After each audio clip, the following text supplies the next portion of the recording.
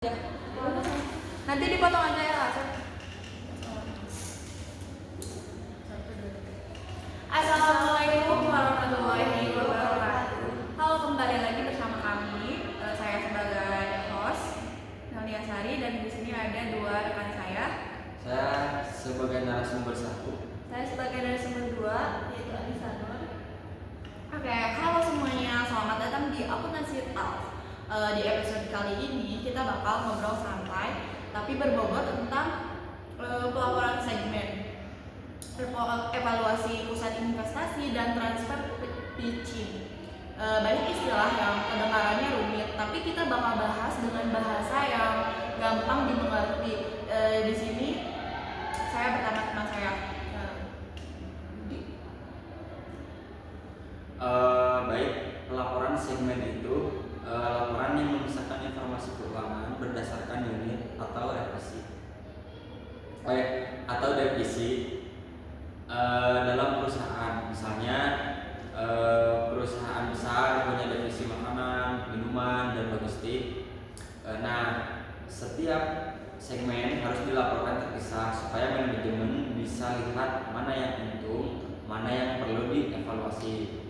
Betul, pelaporan segmen ini penting karena perusahaan bisa tahu performa masing-masing segmen tanpa harus melihat laporan keuangan yang disatukan. Jadi pengambilan keputusan jadi lebih akurat.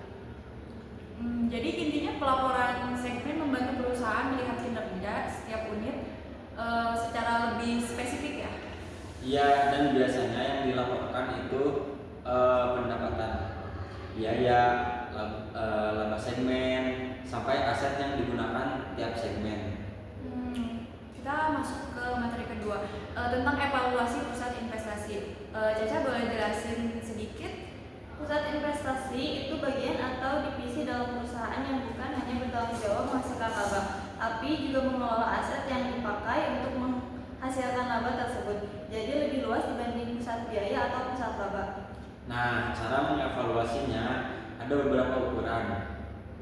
Yang paling umum itu ROI, return on investment, yaitu laba dibagi total aset. Terus ada residual income atau RI, yaitu laba yang sudah dikurangi biaya modal. Ada juga EVA, economic value added. Intinya, perusahaan ingin tahu dengan aset yang segini apakah divisi ini bisa menghasilkan pengembalian yang layak. Kalau ROI dan RI tinggi, berarti divisi tersebut efisien dan produktif. Berarti pusat investasi itu dinilai dari seberapa efektif mengelola aset menghasilkan keuntungan ya. Itu banget. Untuk transfer pricing nih, oke, kita lanjut ke topik yang terakhir. Mungkin banyak yang sudah pernah dengar, tapi Asep tolong jelasin secara ringkasnya gimana sih? Transfer pricing itu menetapkan harga atau transaksi antar divisi dalam satu perusahaan. Misalnya divisi produksi menjual bahan setengah jadi ke divisi pengolahan, mereka harus menentukan harga transfernya.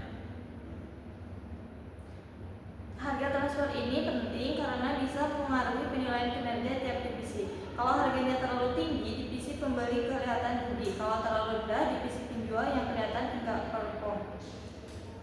Ada beberapa metode penentuan harga transfer. Misalnya market base yaitu mengikuti harga pasar, cost base yaitu berdasarkan biaya produksi, dan negosiatif pricing yaitu harga hasil negosiasi antara divisi. Jadi transfer pricing itu bukan sekedar ngasih harga, tapi harus adil agar penilaian kinerja divisi itu tidak bias kan?